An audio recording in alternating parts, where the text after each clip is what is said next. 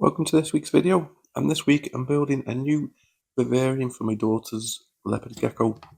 So this is the current setup that it's got. So it's a little 2-foot cage, so it's very basic. I've never been happy with it. A little hide in the corner, little bridge for some fake plants, and it's got the carpet, which she shouldn't really have.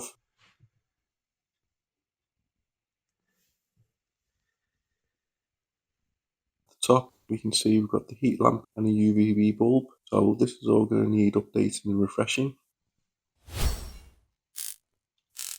So there she is in there, staying nice and warm and damp. So this is the new vivarium that I've bought. So it's a 3-foot.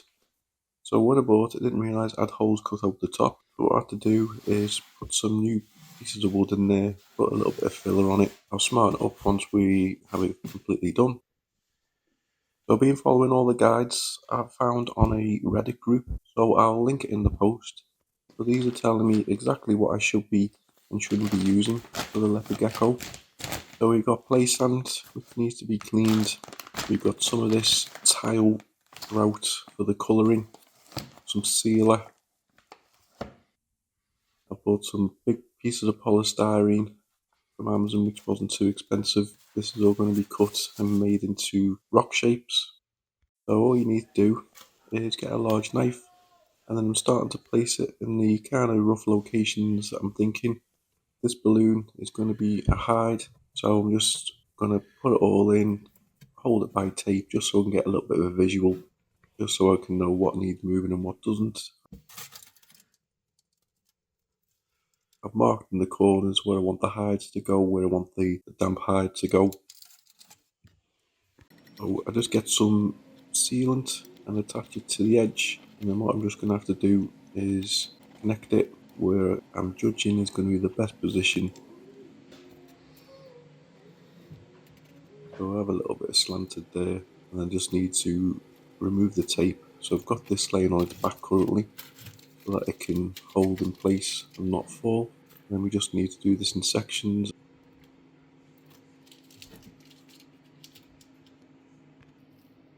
I'm going to stick a piece on the side here, so it's looking a bit rough and a bit cubey at the moment, but what we'll do is we'll cut all into shape a little bit later.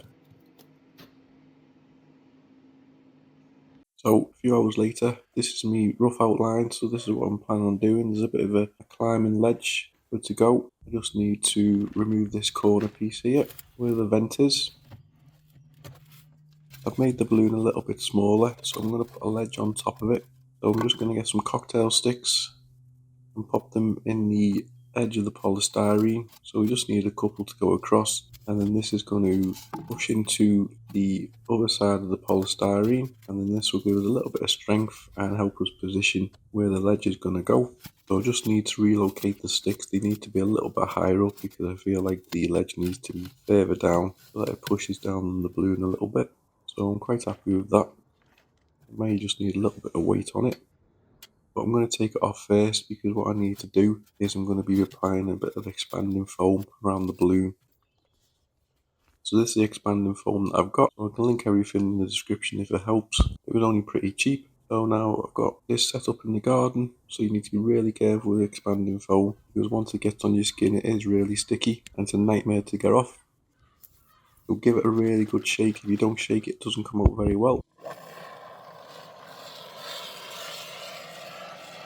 And then once you start squirting, it's quite hard to control if you've never used it before.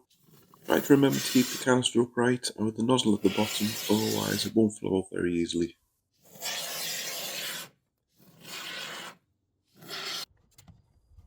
The main aim is just to cover as much as we can, because we can cut away any excess that we don't like later on.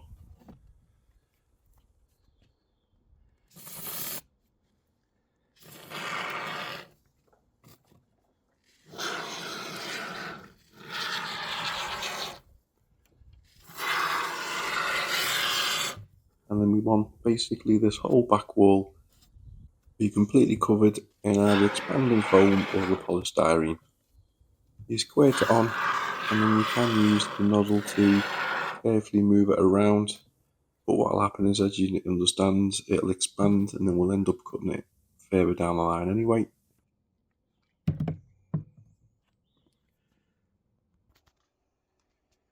And now, as you can see, the whole pack of it's been done. So you're going to have to leave it for a good few hours, and it's going to do what it says. It's going to start expanding, and it's going to get a lot bigger than what it currently is.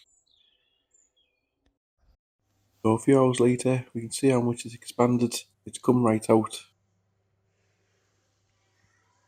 So all you need to start doing is getting a knife and then start cutting away. So as you can see, I'm starting to make some corner angles. I'm just trying to make everything look like rocks, basically.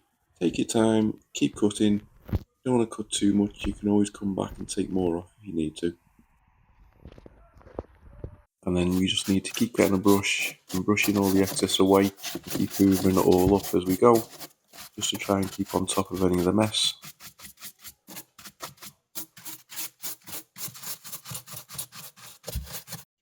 So moving on to the next stage. So now we're going to mix some of the tile grout with a little bit of water. So this is the one I've decided to go with, this brownie version. I've just basically tipped a load into a bucket. I'm just applying a little bit of water, so we don't want it to be too thick, but we want it to be nice and gritty. And then I'm just going to slop it all on with a paintbrush, and we'll just paint away. We want to get into all the nooks and crannies. We can go into more detail a little bit later, although I'm a little bit worried that it's going on a little bit dark.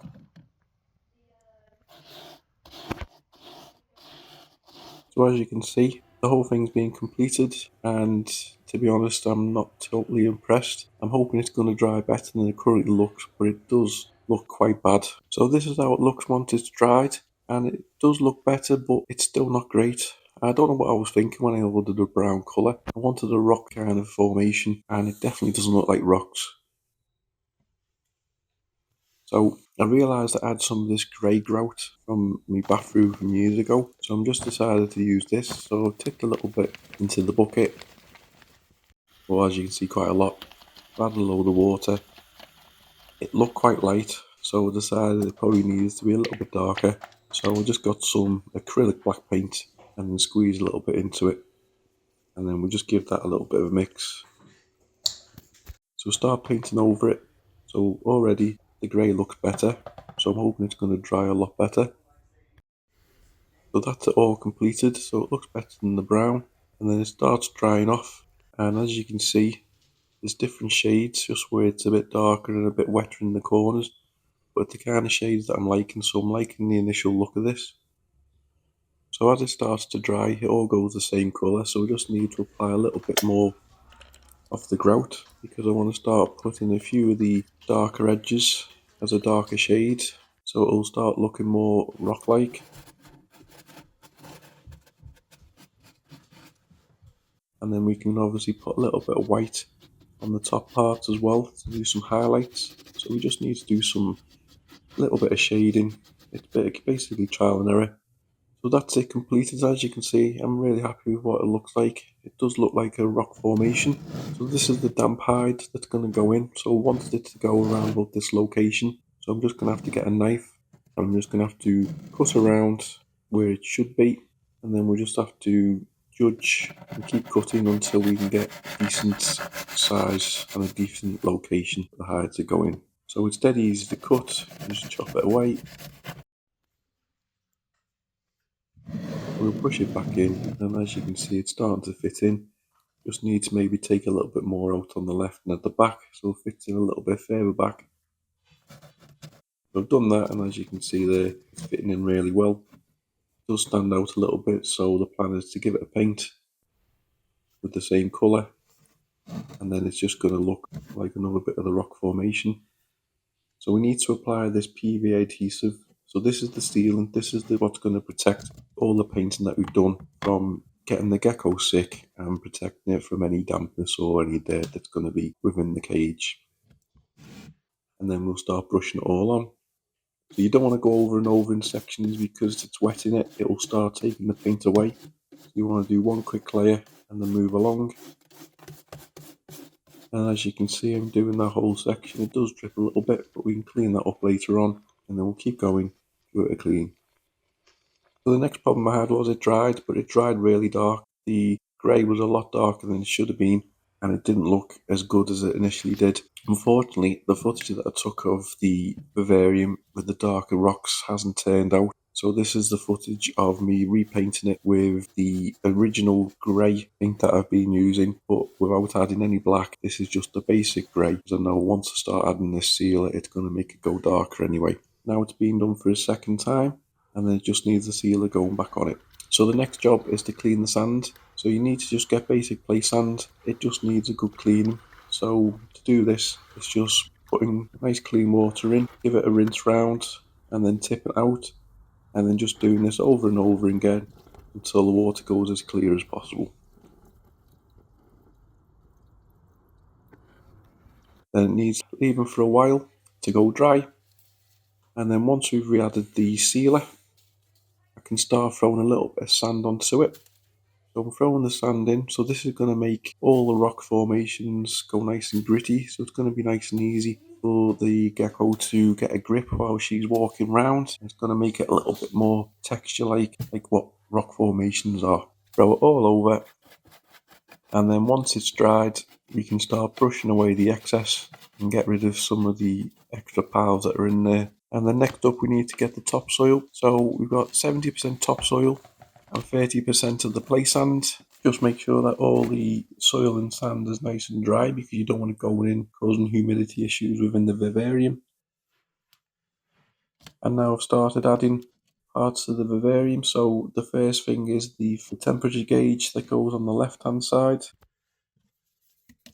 So in the corner I have a heat mat. So no, these aren't really most effective for geckos, but I like to keep it on during the night to give it a bit of warmth. So just getting a little bit of a scraper to scrape a little bit of the corner and the bottom edging away, so that I can slide the heat mats right underneath to fit nice and flush to the back. And then I'll have the wire running up the back, and then we'll have it going out the vents in the corner. So I am sticking with this UVV bulb. For the guys that have been following say not really to use one of these coil UVV bulbs, because they don't give off the greatest of protection. But it's also very subjective on whether UVV bulbs are necessary for geckos, so I'm going to stick with one, but I know this isn't the ideal one. I also write a date on it to show when it's been installed, so that I can change it every 6 months. It's easy to keep track of. So I've popped the heat lamp in, I've popped the UVV bulb in, and now I can start applying all the mixed topsoil and sand. So just spread it all out, make it nice and even, down as best I can, and then pop it all right into the corners, lay it all out, and then we get it all nice and smart. And then I start getting a little bit of extra and start throwing it onto the big rocks along the top, just to make it a little bit more rough and ready and make it more realistic as well. So it gives it a nice little effect, all in the corners, all battered around. So I have a slightly better, higher spec thermometer in the corner, which also shows humidity. As you can see, I've got the calcium, the little food bowl and a water bowl, which have all been taken out of our vivarium to keep it as similar as possible. And then if we have a little look around, you can see, in my opinion, looking pretty good. I'm quite happy with this. So I managed to get the old hide out of her old vivarium, and I've placed into the new one. And then we'll pop her in. So there she is. So it has been known for them to go off the food and be a little bit wary when they get moved into a new environment. So you just have to keep an eye on your gecko when you move them round. They may take a little bit of time to get used to it because they don't like change. So I'm just going to have to keep checking on her, making sure she's okay, do my best to make sure she's still eating. She seems to be exploring it well. So she stayed out for a good hour or so exploring before going back to bed. I had original hides in there, so I think that was help. So it was something similar to what she was used to. I decided to add a little bit of the green that was from her original hide to the corner. I still think it needs a little bit more in there, but it'll do for now. It breaks it up, gives it a little bit of colour. So as you can see, she's doing a little bit of exploring. So I did really enjoy doing this build. It took me longer than expected. It probably took me just over a week to do it all completely. It was a good job I had a separate vivarium that I could work on while she was living on the other one. But I hope you enjoyed the build. Thanks very much for watching. Please like, comment and subscribe.